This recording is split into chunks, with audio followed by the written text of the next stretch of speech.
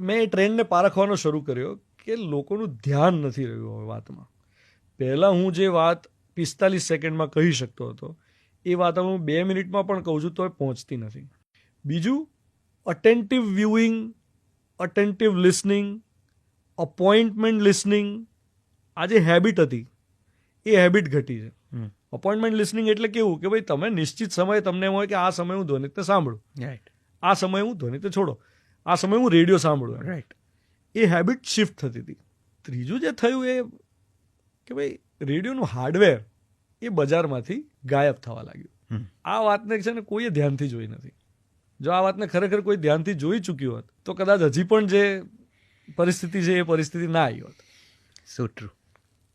કે હું એટલા માટે કહી રહ્યો છું રેડિયો ઇઝ ડેડ, કારણ કે તમે મને એમ કહો કે લોકો રેડિયો ક્યાં સાંભળે, એનું હાર્ડવેર શું છે, ક્યાં છે. પહેલાં ઘરમાં રેડિયો હતો.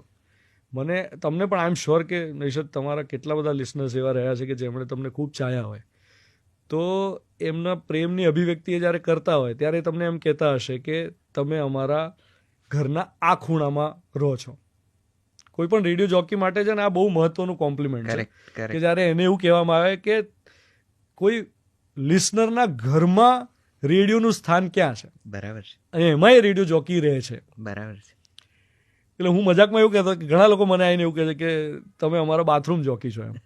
કારણ કે સવારનો સમય જે છે એટલે માણસ તૈયાર થઈ રહ્યો છે તો લોકો, કેટલા બધા લોકો રસોડામાં રેડિયો, પોતાની મમ્મીને રેડિયો ગિફ્ટમાં આપ્યો હોય કે ભાઈ મમ્મીને રસોડામાં સવારે રેડિયો સાંભળવાની ટેવ છે.